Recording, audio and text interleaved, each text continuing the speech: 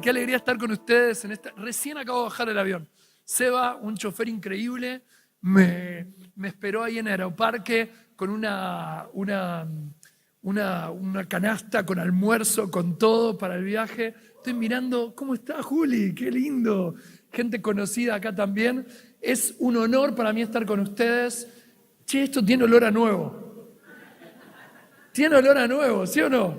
¿Viste? Como cuando te compras una ropa o cuando te compras tu auto nuevo por primera vez y te subís y decís, por favor, que esto dure por años y por años y por años. Los felicito por toda la tarea, por estar en este lugar.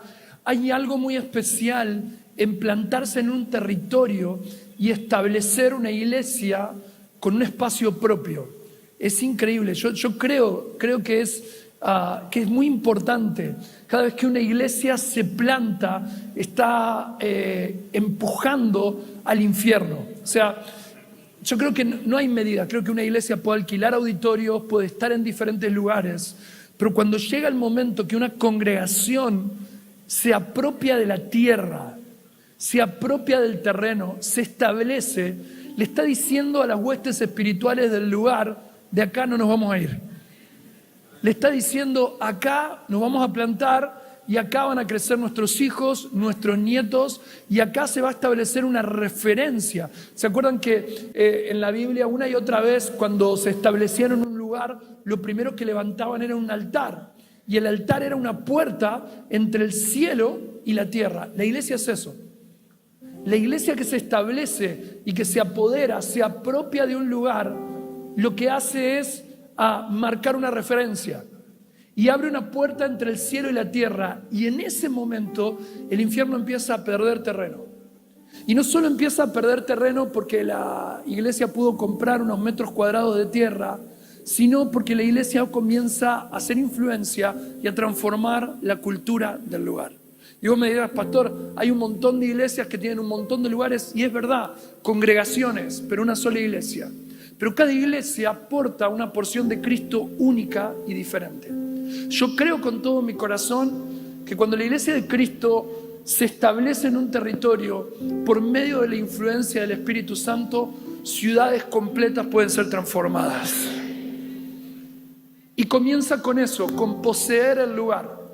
Comienza con eso. Por eso podíamos estar en cualquier auditorio, podíamos estar en cualquier otro lugar, pero estamos en casa. Y cuando Seba me contó cómo iba a ser la temática y el lugar, yo amo la iglesia y amo la iglesia local. Creo que la iglesia local es el testimonio vivo de Cristo. Creo que es a lo que somos llamados. Y vengo desde el sur de Argentina. Bueno, ni me voy a presentar, creo que nos conocemos, nos hemos visto en diferentes lugares, y si no, nos seguiremos viendo más seguido porque compartimos la misma nación. Pero yo pastoreo en una ciudad que tiene 40.000 habitantes, Rawson, Chubut. Muchos de ustedes han visitado nuestra iglesia o la visitarán. Hoy se congregan con nosotros más de 2.000 personas. Significa que en los próximos 5 años, el 10% de la ciudad estará congregándose en nuestra iglesia. Y no solo eso, sino que las iglesias que nos rodean también crecen y se desarrollan. El otro día iba de casa a la reunión, a la segunda reunión, y veía cómo las personas iban a las diferentes reuniones de las diferentes iglesias. Era un domingo a la tarde, frío patagónico, pero veía a la gente yendo a todas las iglesias y decía, Señor, esto que parece tan simple para mí es lo que tiene que ocurrir en todas las naciones de la tierra. Que en cada lugar haya una convocatoria. El mes pasado nos visitó un grupo de Gales. Vino un grupo de gente de Gales. Entre ellos vino un hermano, una persona que su bisabuelo había sido el pastor de Evan Roberts. Ustedes no saben de quién estoy hablando. Evan Roberts fue un flaquito que a fines del 1800 fue un precursor de uno de los avivamientos más grandes de la historia. Si no han leído o no han tenido la oportunidad de hacerlo, el avivamiento de Gales fue el que marcó el rumbo a lo que sucedería en Azusa, en Estados Unidos, y de donde se desprendería todo el pentecostalismo moderno. Esa locura empezó con un flaquito de 22 años que se llamó Evan Roberts, en Gales. Ese avivamiento produjo un sacudimiento tan grande en esa tierra que las naciones supieron de eso. Y fue tan fuerte y fue tan loco que en medio de ese proceso de avivamiento, personas salieron para establecer una colonia en la Patagonia Argentina, que es donde yo vivo. Fines de 1800, en un barco llegaban los primeros galeses llenos del fuego del Espíritu Santo. ¿Sabes que hace poco estaba en una capilla galesa de ahí de Chubut y empezaba a ver unos registros históricos y me encontré con registros de fines de 1800 porque ellos anotaban en sus Biblias lo que pasaba, igual que vos. Ellos anotaban lo que pasaba, pero se encontraron algunas Biblias del año 1800 que decía algo loco empezó a pasar en las reuniones. La gente levanta las manos. Algo loco, no. Terminan las reuniones y la gente se queda orando. Nos preocupamos, decía un registro, porque la gente empezó a hablar en otros idiomas. De manera espontánea, las personas antes de entrar a la iglesia se sacan los zapatos y están todas las reuniones descalzos. Estoy hablando de 1800 y tanto, ¿no? Fue una locura. Hay registros de un avivamiento antes de lo que pasó en Azusa, en la Patagonia Argentina. Es una locura. Y esa gente transportó el fuego del Espíritu Santo. De hecho, la colonización galesa en la provincia de Chubut, en Argentina, es la única colonización pacífica que hay en Latinoamérica. Porque ellos no venían a tomar la tierra, ellos venían a establecer un reino. Estaban llenos del fuego del Espíritu Santo. Miren, fue tan fuerte que el vínculo que hicieron con los pueblos originarios no se rompió. Y cuando Roca hizo la campaña del desierto, masacrando gran parte de ellos, los galeses escondían a los aborígenes en sus chacras. Dejaron un testimonio tan fuerte que hasta el día de hoy las capillas están. Nos visitaron el mes pasado los hermanos de Gales y cuando vinieron compartimos la experiencia de la historia, pero nos dijeron preocupados que en Gales hoy solo el 1% de la población va a la iglesia el día domingo. Que las capillas se convirtieron en monumentos históricos y que el fuego fue absorbido por la religión y que cruzaban ese océano en búsqueda de vestigios de ese avivamiento. Y fue una locura, porque miren dónde lo encontraron, en la Patagonia Argentina. Y este grupo de galeses que vino, Seba, evangelistas, fueron a visitar a la Casa de Gobierno. Nosotros tenemos un trabajo en la política y en esos lugares para llevar a Cristo a esos ámbitos. Los recibió el vicegobernador de la provincia y estos galeses locos se le pararon y le dijeron: esta tierra tiene un destino bendito.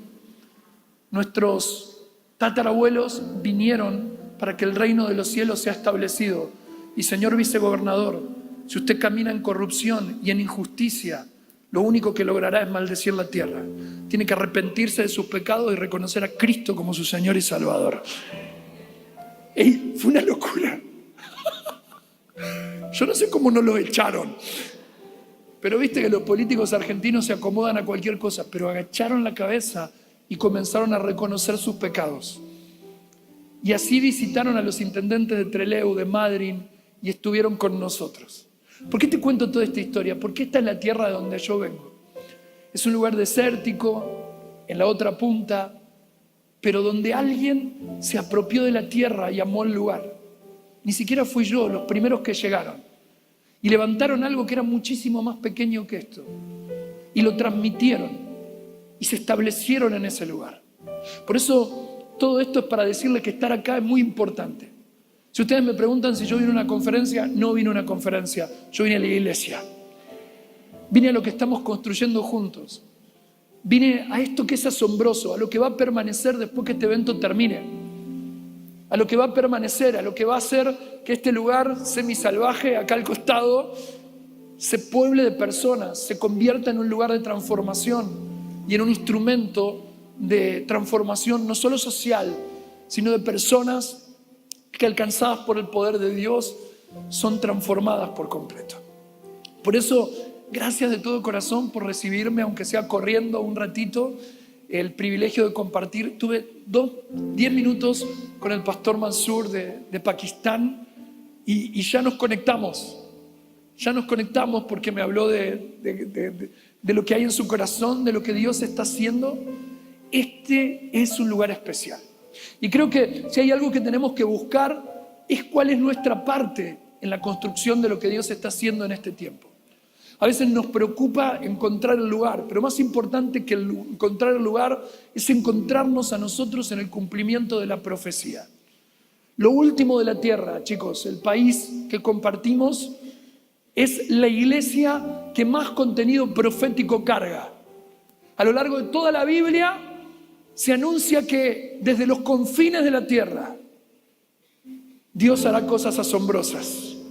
Ezequiel, Isaías anuncia que de las costas lejanas van a proclamar el nombre de Jesús.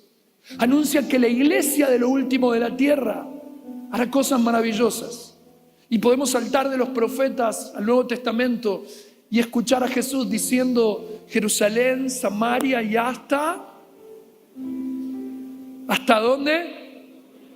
Acá estamos. Hace poco estaba en la casa de Cornelio, el primer gentil que recibe el Espíritu Santo, y estaba ahí en Cesarea Marítima, en Israel, diciendo, acá se convirtió el primer gentil.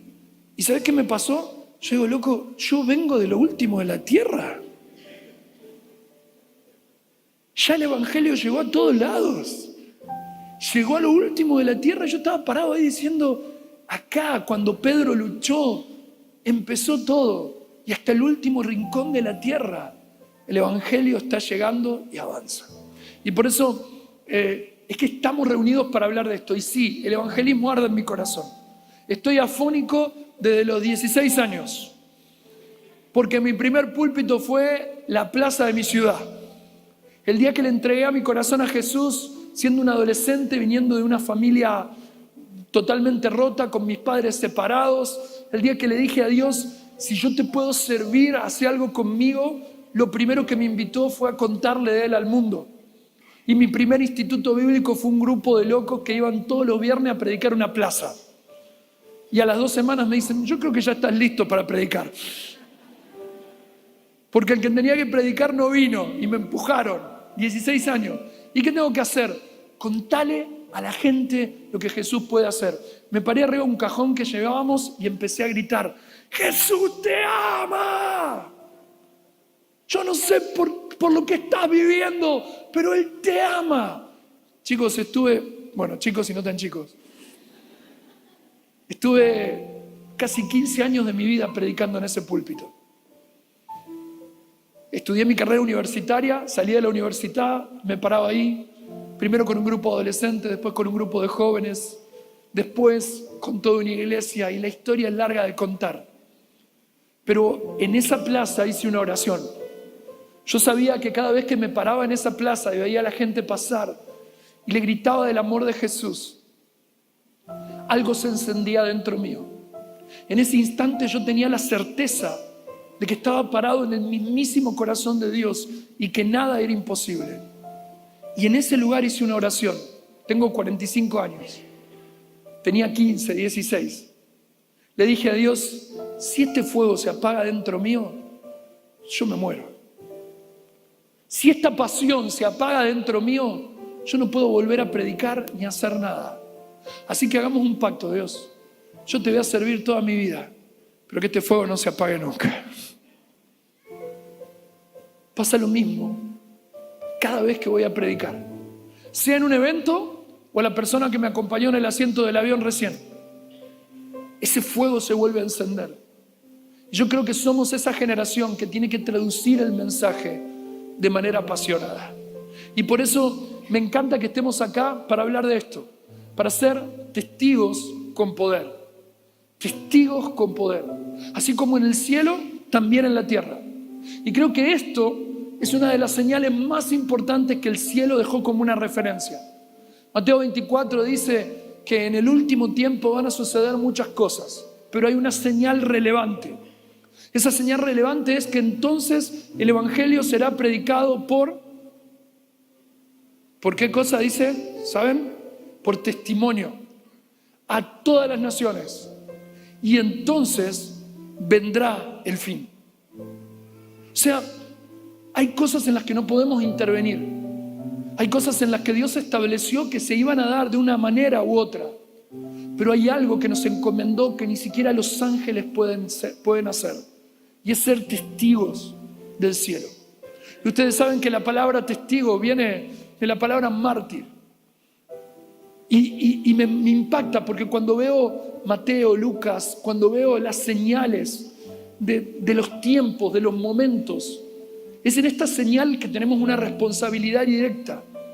Y no hay nadie más que lo pueda hacer por nosotros. Y entonces será predicado por testimonio el Evangelio a todas las naciones.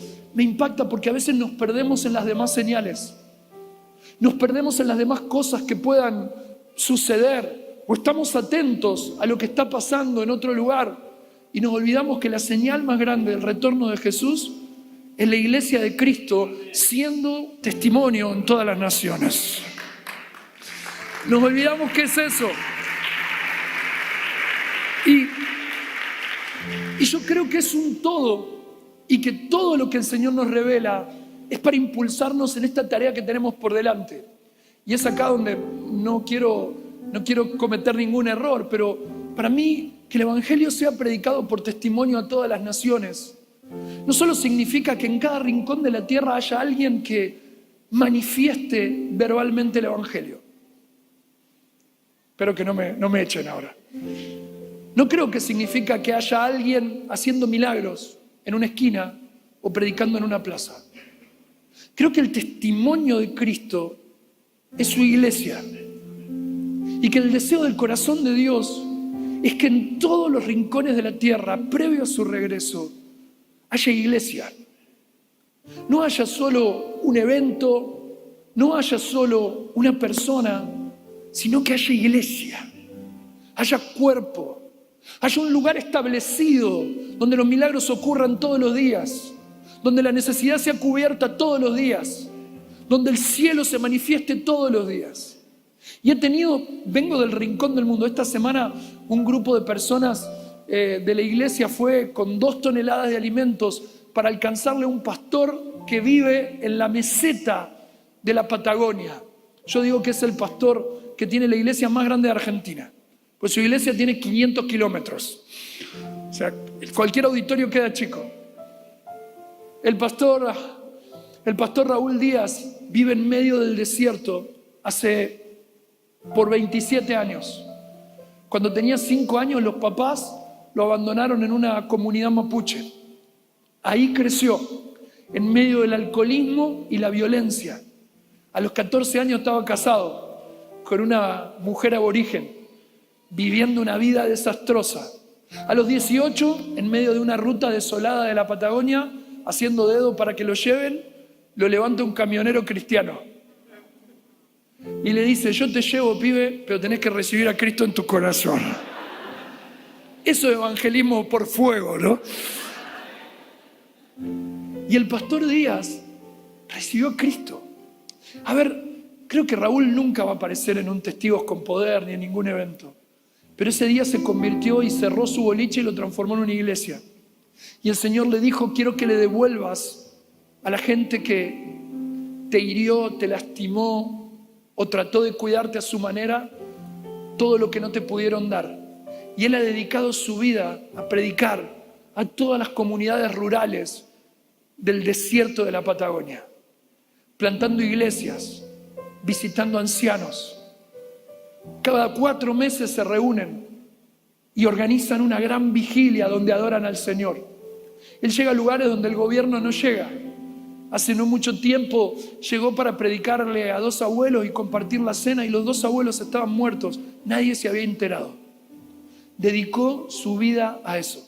Cuando lo conocí a Raúl, le dije: yo quiero ayudarte.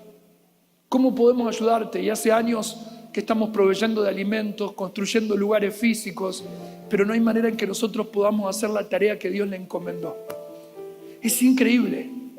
Pero ahí, en medio de la nada misma, chicos, es la nada, es el desierto. Si ustedes quieren buscar en el mapa, buscan Pocito de Quichaura o busquen Colanco 9. ¿Saben qué hay ahí? Hay testimonio, hay iglesia.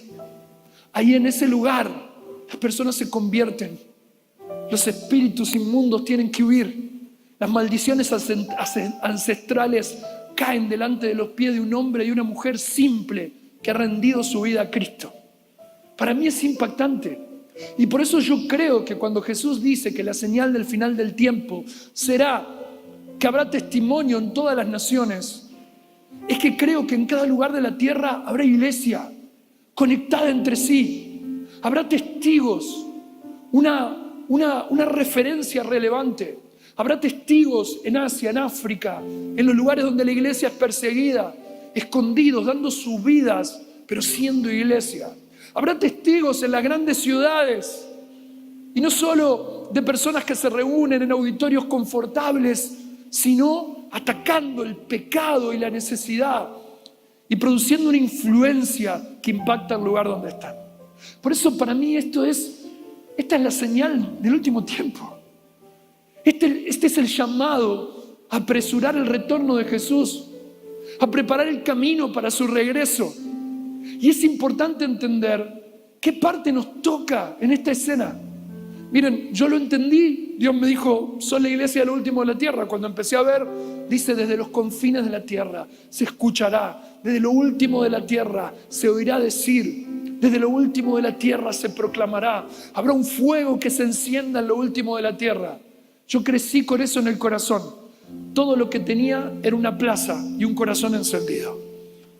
Por eso con el tiempo fui conociendo a otros que sentían y que vivían con la misma intensidad. Y no es algo que solo vivamos los patagónicos, los compartimos todos los argentinos. ¿Cuántos dicen amén? Y no solo los argentinos, nuestros hermanos de Chile también. Es interesante ver que Latinoamérica, Sudamérica tiene la forma de una antorcha. ¿No se pusieron a pensar en eso? Es interesante que los movimientos migratorios de este tiempo llevan a nuestros hermanos latinos por todo el mundo. Y si de repente no es la necesidad la que nos mueve, y si de repente todo esto es un plan de Dios y podemos descubrir juntos cómo ser testigos de manera sobrenatural, y si todo lo malo que hemos pasado como nación, todos los golpes que hemos recibido, las necesidades que hemos atravesado, simplemente han sido la mano de Dios para formar a los obreros de la última hora, creo que por eso estamos reunidos hoy. No solo para recibir y que nuestros corazones se entiendan, sino para entender cuál es nuestra parte en el cumplimiento del plan y ser llamados a hacer todo lo que Dios nos pidió que hagamos. Amén. Y yo creo que es así. Ayer me contaba Seba lo que pasó y simplemente vengo a aportar lo que uno tiene, lo que uno hace. Yo me bajo de acá, yo no soy ni conferencista ni expositor, soy pastor. Los que me conocen saben que soy pastor. Voy a mi ciudad y lo que comparto es aquello en lo que estamos caminando. Y yo creo que como nunca antes tenemos una oportunidad de ver un avivamiento que vuelve a arder en nosotros y que va a impactar las naciones de la tierra. Amén. Ahora, quiero ir, todo esto fue la introducción. Todo esto fue la introducción. Porque es raro, pero lo que Dios puso en mi corazón es hablarte de la batalla del corazón y como un punto de partida que tenemos que resolver. Y voy a ser bien puntual para que veas cómo el corazón tiene que estar enfocado en la misión y en lo que Dios tiene para nosotros. Y quiero compartir con vos un poco de historia. El pasaje está en Éxodo capítulo 7 y es una charla entre Moisés y Dios. Yo voy a leer la vieja Reina Valera, que dice lo siguiente. Dice: Jehová dijo a Moisés: mira, yo te he constituido Dios para Faraón. ¿Escuchan esto? Dios está hablando con Moisés y le dice: ¿viste Faraón? Bueno, vos vas a ser un Dios para él. Es locura, ¿no? Dice: y tu hermano Aarón será tu profeta. Tú dirás todas las cosas que yo te mande, y Aarón tu hermano hablará a Faraón para que deje ir de su tierra a los hijos de Israel. Y yo endureceré el corazón de Faraón y multiplicaré en la tierra de Egipto mis señales y mis maravillas. Y Faraón no te va a escuchar, mas yo pondré mis manos sobre Egipto y sacaré a mis ejércitos, mi pueblo, los hijos de Israel, de la tierra de Egipto con grandes juicios. Y sabrán los egipcios que yo soy Jehová, cuando extienda mi mano sobre Egipto y saque a los hijos de Israel de en medio de ellos. E hizo Moisés y Aarón como Jehová le mandó, así lo hicieron. Era Moisés de edad de 80 años y Aarón de edad de 83 cuando hablaron a Faraón. Amén.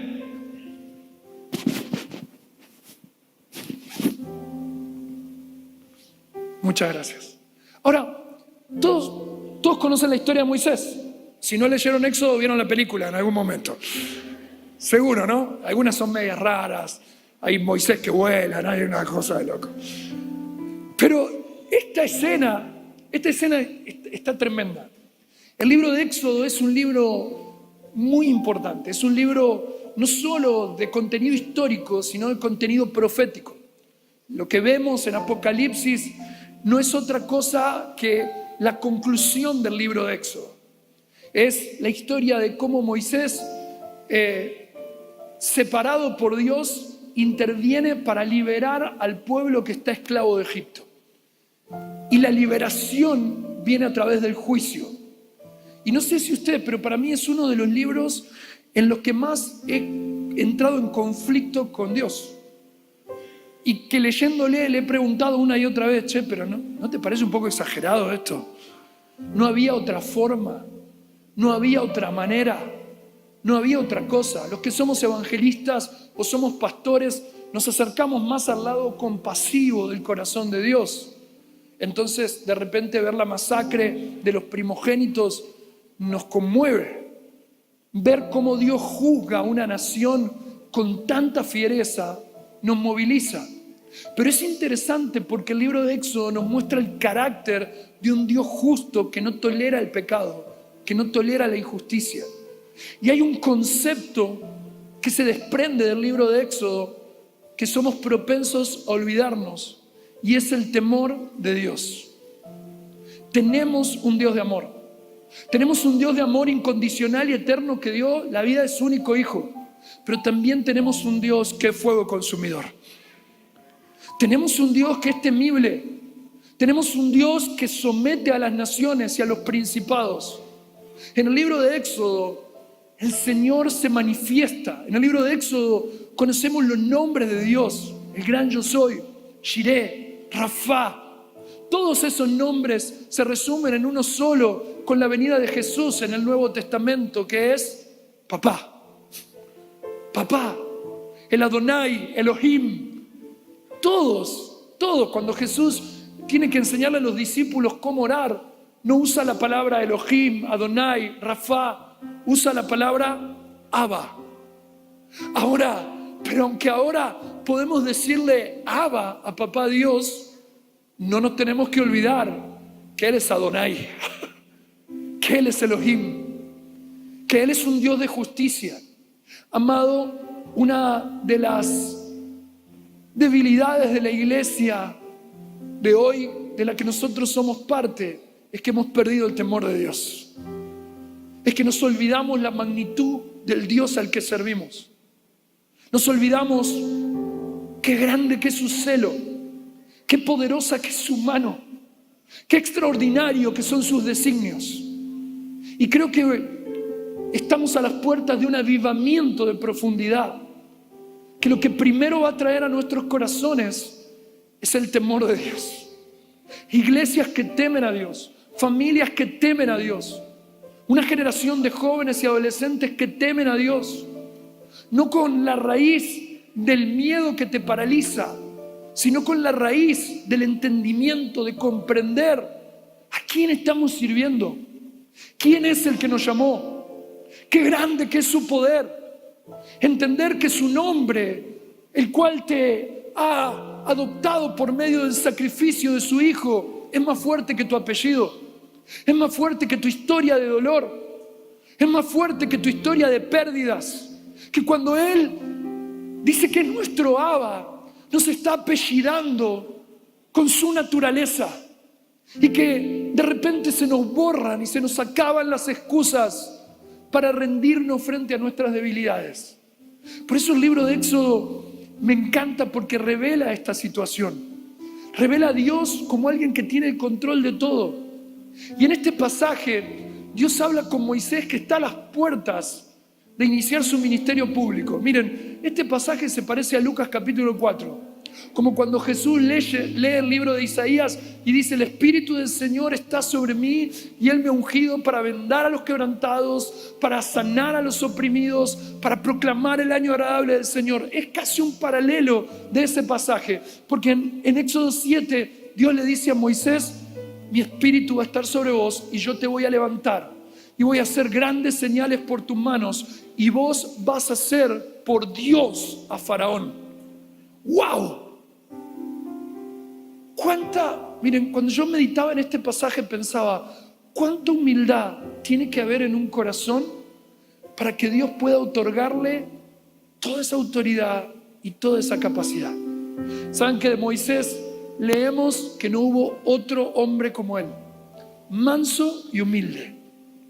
No hubo, y la verdad que cuando vos lees la historia de Éxodo, te das cuenta que muy manso no parecía ser Moisés, ¿no? Baja del monte con las tablas escritas por el dedo de Dios y se las revolea por la cabeza a Aarón, que estaba haciendo un lío tremendo.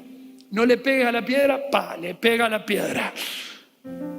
Porque la mansedumbre no es ausencia de reacción. La mansedumbre es la humildad que hace que dependas completamente de Dios. Moisés era así. ¿Y cuán manso y humilde tiene que haber sido este hombre para que Dios le confíe su poder? Y a lo largo de la historia de Éxodo lo vemos a Moisés, que para mí el mayor peligro de Moisés era asumir la unción, la capacidad de hacer milagros como algo propio. Imagínate tener ese poder. Imagínate tener la capacidad de extender una vara y que el mar se abra. Chau inundaciones. ¿Sí o no? Imagínate la capacidad de confrontar a los principados de ese mundo y decir: esto va a suceder, y al otro día sucede. Dios lo hacía, pero era a través de él. Y dice: y Aarón va a ser tu voz, pero vos vas a ser un Dios para Faraón y para tu hermano. ¡Qué locura! ¡Qué locura! La representación de Dios para los principados de este mundo y para tu pueblo. Y Él va a tener que caminar a través de todos estos milagros con un corazón correcto. Con un corazón correcto. Con un corazón humilde. Con un corazón dependiente. Más adelante hay otro diálogo de Moisés con Dios que me encanta. Dios, gracias por los milagros, pero yo quiero que vengas conmigo. Yo no puedo avanzar si vos no estás conmigo. Y Dios le dice: Moisés, si querés te doy otro pueblo, si querés te mando mi ángel. Y Moisés dice: Dios, no, si tu presencia no va conmigo, yo no voy a ningún lado. Ahora, quiero que me escuches por un momento. Esta petición de Moisés, a Moisés le cuesta no entrar a la tierra prometida.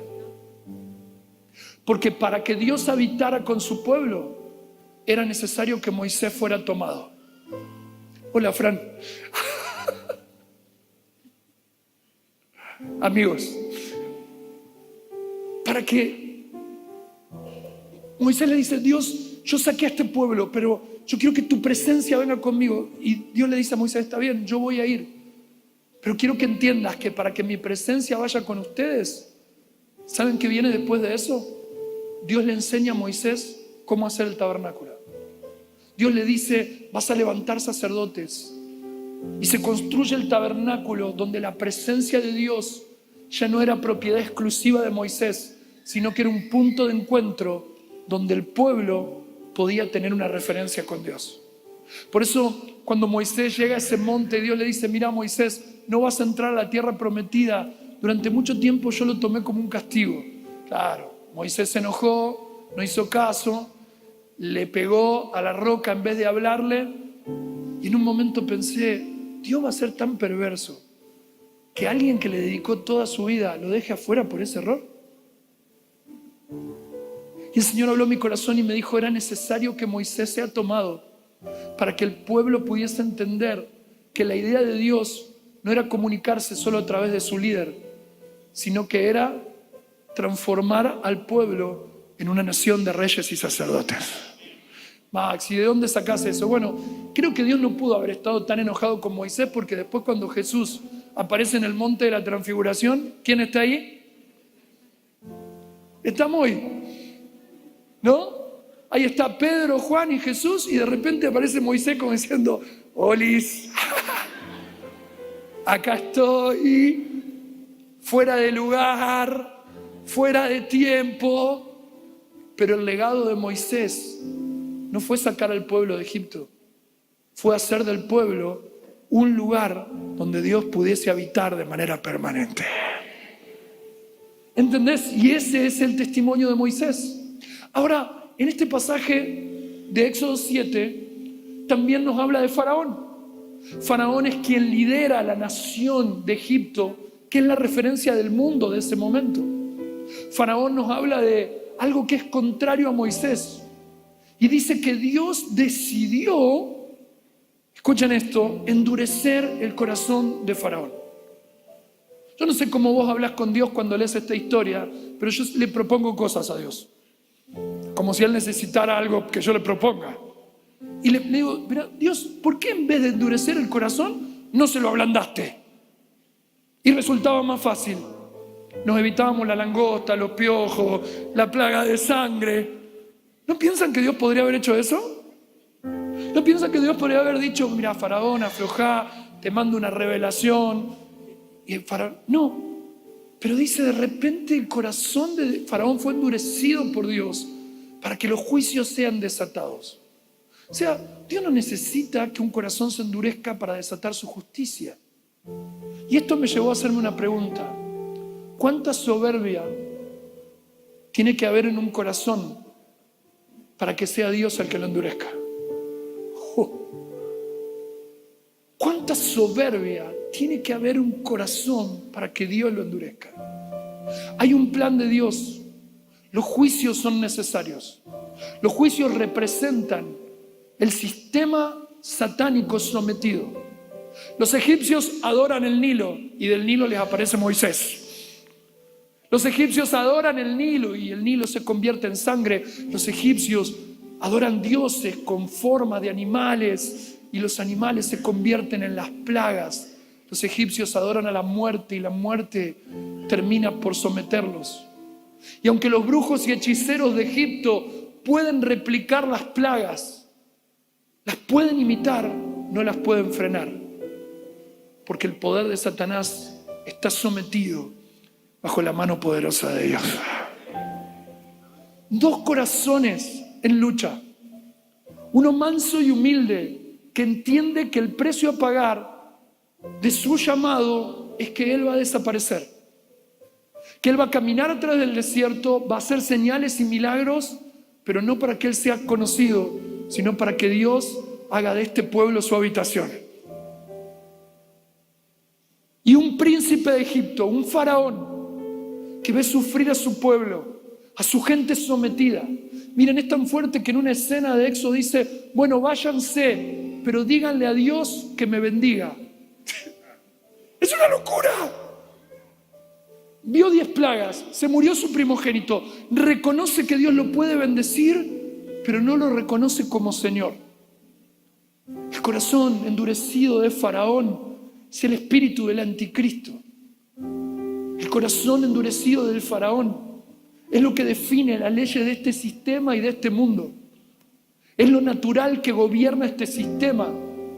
Ahora, dos corazones, Moisés y Aarón.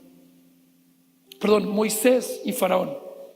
Y es increíble porque este patrón lo volvemos a encontrar a lo largo de toda la Biblia. Abel y Caín. Un corazón manso y humilde, un corazón endurecido. Esaú y Jacob. Jacob bastante atorrante, pero con un corazón dispuesto a la transformación. un Judas en medio de 11 apóstoles. Entonces parece ser que no son dos principados que luchan. Es una referencia para ver cuál es la actitud que gobierna nuestro corazón. Porque podemos vivir bajo la manifestación del poder de Dios con el corazón incorrecto. Porque podemos perseguir la unción, el poder y el avivamiento, pero con un corazón totalmente endurecido. ¿Y por qué les predico esto? Porque entiendo que en este tiempo la mayor batalla que vamos a librar no va a ser contra las huestes espirituales de maldad, ni los espíritus de confusión, ni los brujos que se levantan para hacernos mal. La mayor batalla que vamos a librar es contra el corazón endurecido. Es contra la religión. Es contra un sistema que quiere apagar el espíritu. Y si querés sumar referencias bíblicas a esto, podemos leer el carácter de los hombres de los últimos tiempos en el libro de Timoteo. Pero también podemos mirar cómo aún prolifera el cristianismo, pero no produce transformación social, no produce cambios significativos. Como en medio de contextos de libertad, donde la iglesia crece en número, no alcanza una revolución transformadora que cambie los ambientes. Por eso creo que estamos en un punto clave de la historia, donde podemos aprender de lo que nos trajo acá y donde tenemos que estar preocupados por nuestro corazón. Porque después de todo, y para simplificar esta prédica, a Jesús le preguntaron: Señor, ¿cómo cumplo la ley de Moisés? Me encanta porque lo que preguntaban eran los religiosos. ¿Qué tengo que hacer para entrar al reino? ¿Cuál es el mandamiento más importante? Y claro, lo miraban a Moisés desde lejos, pero con un corazón duro, y no podían ver la realidad del corazón de Moisés. Y Jesús, que lo conoce a Moisés, lo vio en el monte, lo conoce desde antes de la fundación, él resume toda la ley, no la abole, no la quiebra, no la deja fuera, la resume en un mandato que todos conocemos. Amarás al Señor tu Dios con todo tu corazón, con toda tu mente, con toda tu fuerza.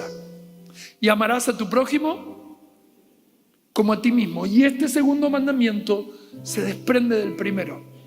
Miren, cuando yo leo la historia de Moisés, veo este argumento crecer, no en las leyes sacerdotales, sino en el corazón de un hombre que prefiere desaparecer para que Dios haga de su pueblo la habitación y que les lega todo lo necesario. Y Jesús resume esto y nos impulsa a vivir de esta manera. Y algo que parece simple se convierte en la esencia del Evangelio. Un corazón encendido. Amarás al Señor tu Dios con toda tu mente. A ver, no con una parte de nuestra mente. Porque, amados, tenemos un Dios que es temible. Y este Dios temible no sabe de cantidades. Dios no sabe de fracciones. No sabe de porciones.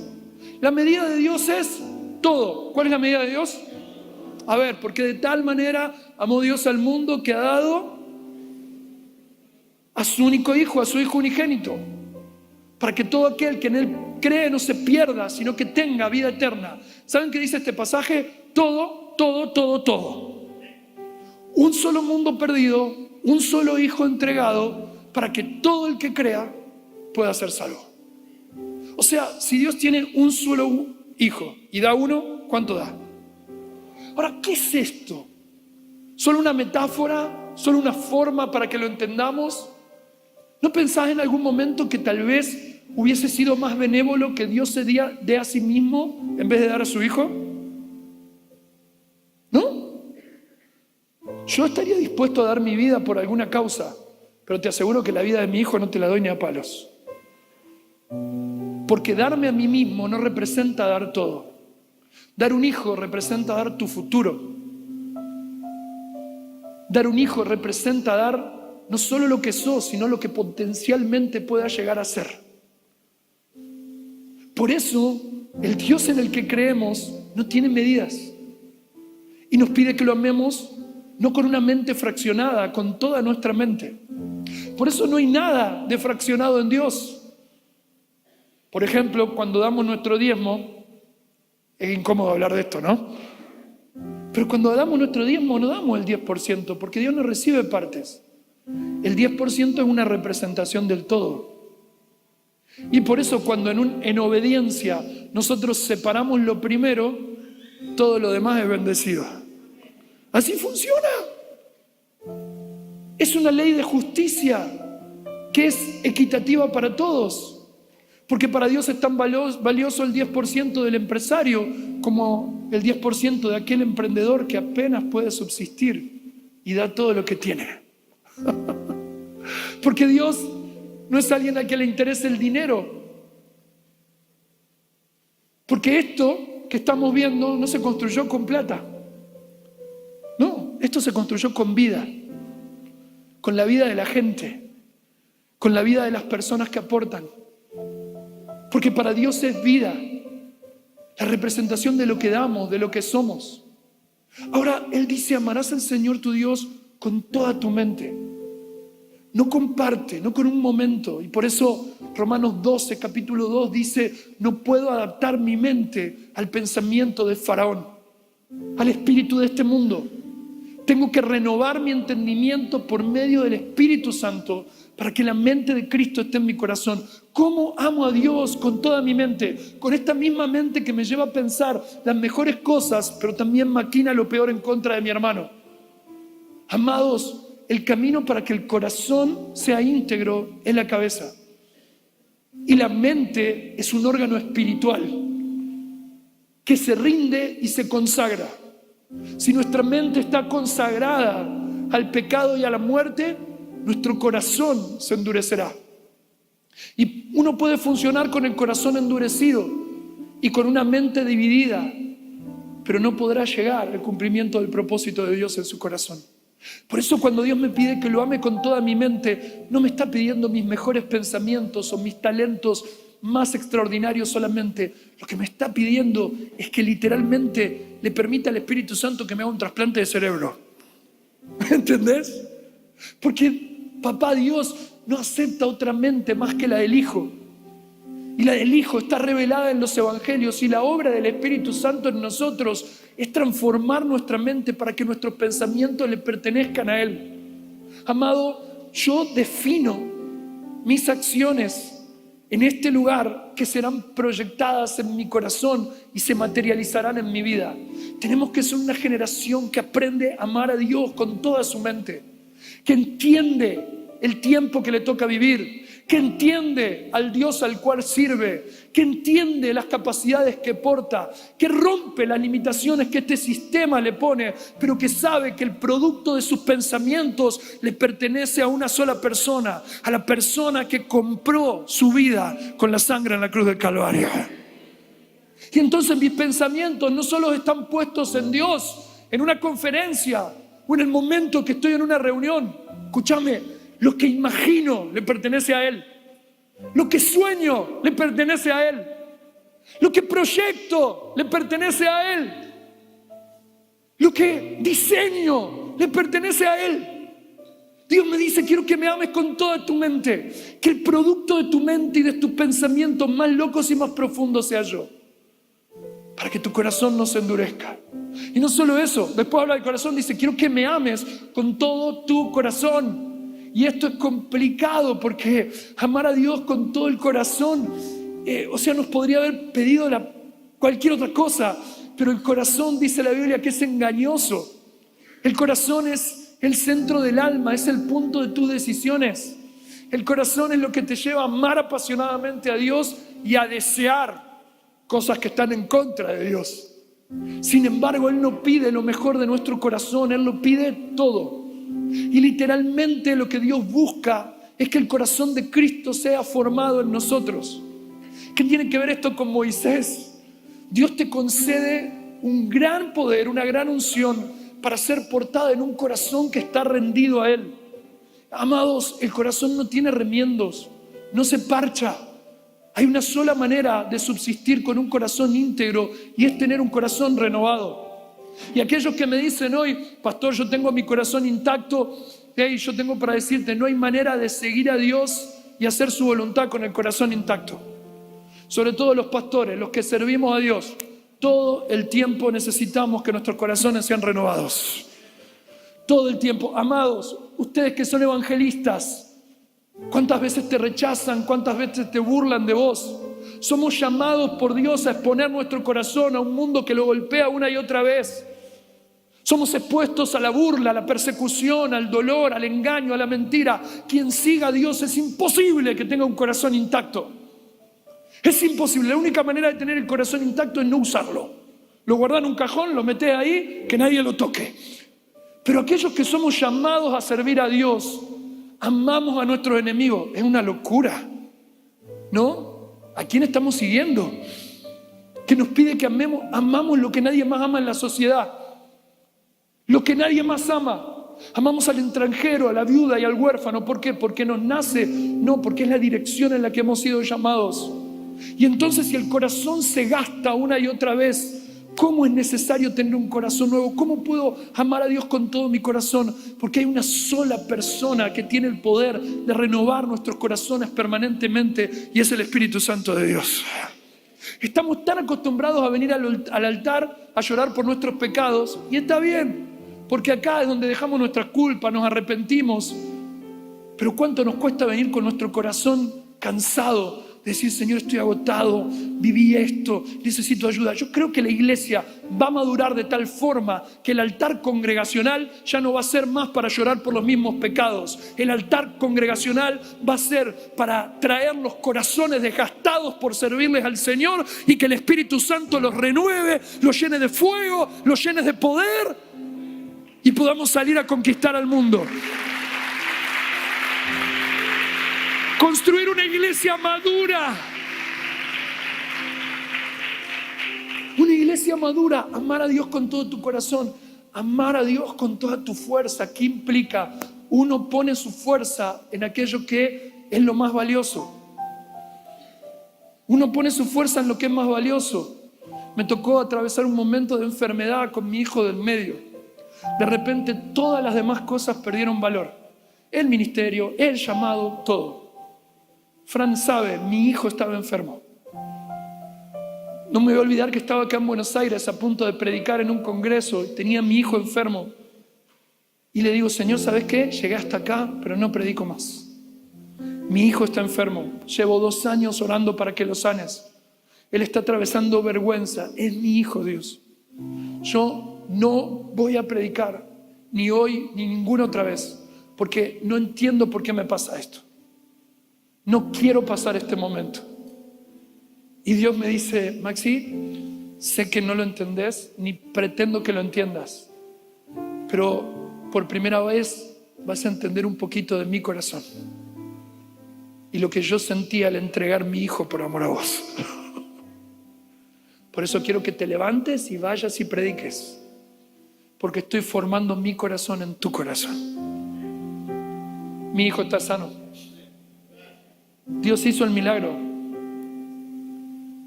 pero hay muchos otros hijos de amigos que no están sanos. Hay muchos milagros que no ocurrieron, pero sin embargo Dios nos dio un corazón para todos, para abrazarlos, acompañarlos y caminar con ellos. Porque vos amás con toda tu fuerza con aquello que es lo más importante. Y Dios dice, bueno, quiero que yo sea lo más importante para vos. Quiero que entiendas lo temible que yo soy y que me ames con toda tu fuerza. Quiero que sea tu primera y última opción. Quiero toda tu devoción. Quiero que mi fuerza sea por completo. Amado, no es que Dios no funciona, es que tratamos de parcializar a Dios. Cuando amamos a Dios con toda nuestra fuerza. Tengo a mi amigo Fran. Mi amigo Fran estuvo al punto de quedarse sin vida. ¿Cuánto tiempo en terapia intensiva? Decime la verdad, ¿no son esos momentos donde decidí amar a Dios con toda tu fuerza?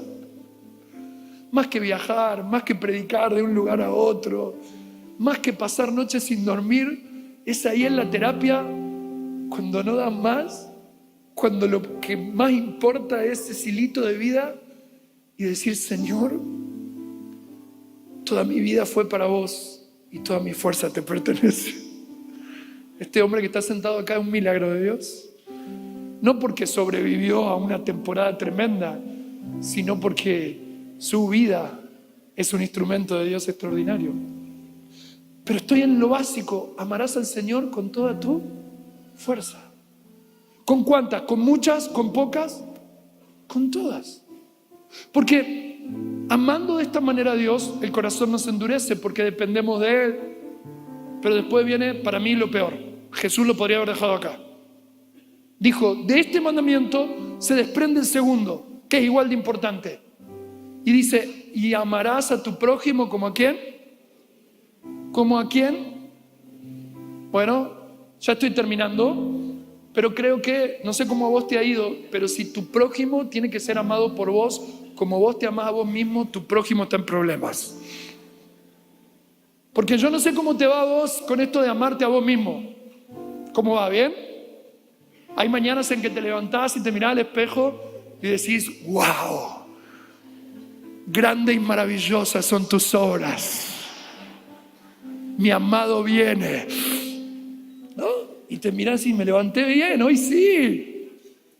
Pero hay otro día que te levantás y te mirás al espejo y lo querés cabecear. ¡Ta! Lo querés apagar. ¿Dónde se apaga esto? Hay días que no te aguantás a vos mismo. Hay días que decís, entonces Dios me manda a amar a mi prójimo como me amo a mí mismo. Mi prójimo está en el horno. Si yo entiendo este pasaje de esta manera, mi evangelismo estará centrado en mi capacidad, en cómo me siento, en si oré o no oré, en si tengo unción o no tengo unción. Pero no nos olvidemos que este mandato se desprende del primero. Y en el primer mandato Dios me dice que debo amarlo a Él con mi mente de tal manera que su mente está en mí. Que tengo que amarlo con todo mi corazón imperfecto para que su corazón sea puesto en mí.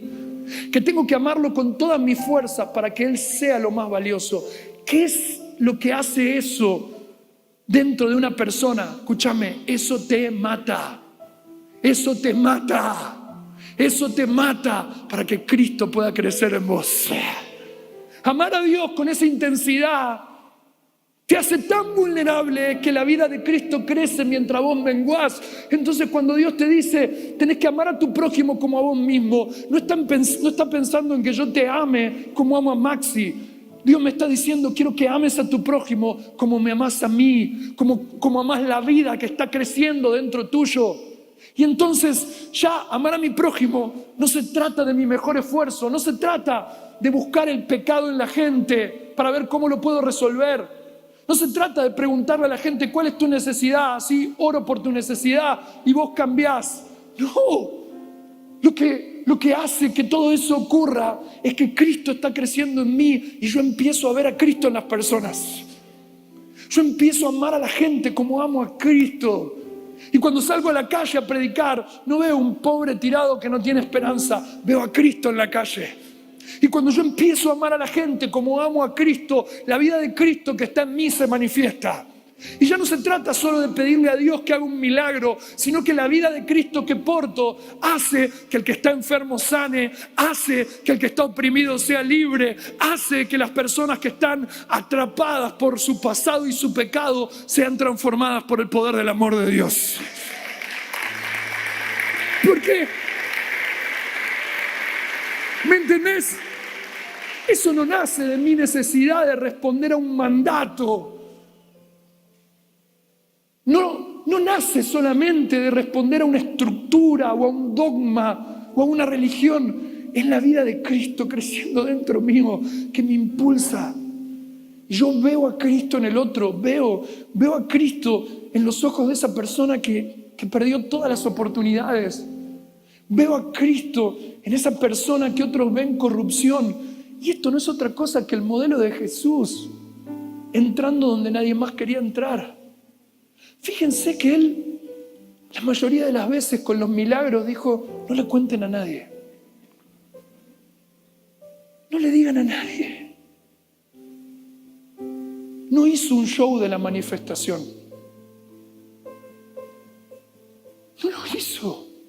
Porque para Él era natural. Porque para Él era la vida de Cristo transformando. Amado, el corazón endurecido de Faraón pide pruebas, pide señales. El corazón humilde de Moisés hace que Él se convierta en la señal. Y yo creo en el poder del milagro cuando oro por tu vida y el cáncer desaparece. ¿Cuántos dicen amén? Pero también creo en el poder del milagro cuando el cáncer no desaparece y yo te digo, vení, te acompaño a hacer la quimioterapia. Vení, me voy a ocupar de tu familia. Vení, vamos a atravesar este dolor juntos. Ese milagro es igual de extraordinario. Por eso el poder sobrenatural de Dios con un corazón endurecido trabaja para el infierno. Pero el poder sobrenatural de Dios en un corazón rendido a Dios no solo que trabaja para el cielo, sino que hace que el cielo venga a la tierra. Hace que el cielo se quede. Porque no es algo que podamos hacer entre unos pocos, es la tarea del cuerpo de Cristo. Y esa es la batalla que nosotros tenemos que definir en nuestro corazón. Porque los dones y los llamados estarán y los reclamaremos, y desde que el mundo en mundo vemos señales y milagros, pero perdemos la referencia de por qué estamos haciendo lo que estamos haciendo, de que somos testigos de este amor y que no hay otra razón para vivir más grande que esta. Y que Él es el dueño de mi mente. Pastor, pero si yo amo a Dios con todo mi corazón, con toda mi mente, con toda mi fuerza, ¿con qué me voy a quedar? Con nada. Con nada, pero con todo. A ver, la persona que te habla no tendría que estar casado hace 20 años con 3 hijos. No tendría que tener un ministerio. No viene de una ciudad importante ni de una estirpe de predicadores. Y parece ser que ese es el modelo que Dios elige. Detrás de las ovejas hay reyes, sacerdotes, porque lo que Dios mira es el corazón. ¿Y qué mira en el corazón? ¿La soberbia o la humildad?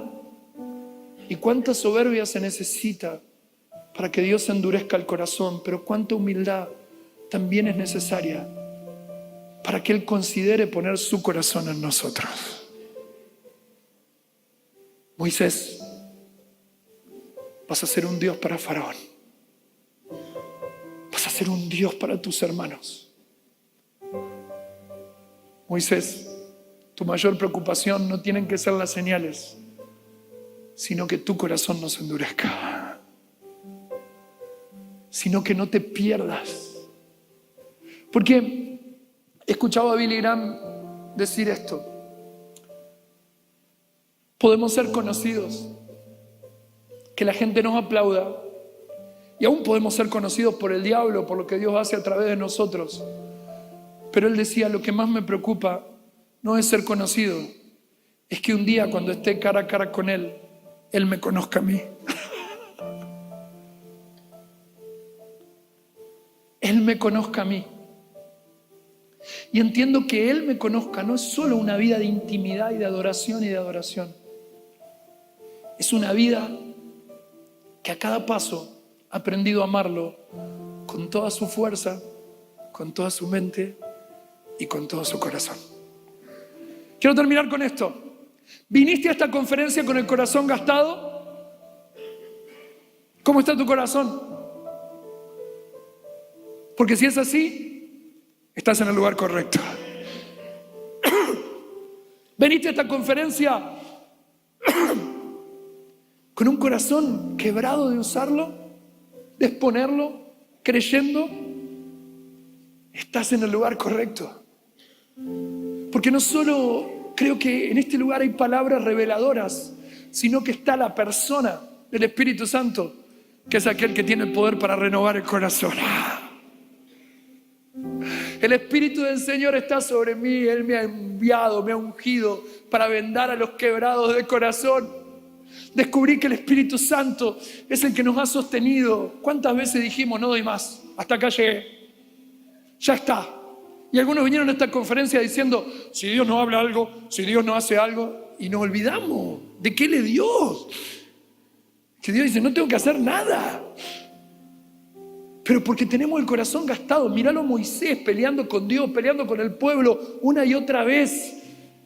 Y se levantaba y otra vez. Míralo a Jesús. Chicos, Jesús no muere con el corazón intacto. Cuando en la cruz la lanza atraviesa su costado, de su costado sale agua y sangre. ¿Sabes qué es eso? Médicamente, Jesús se le explotó el corazón.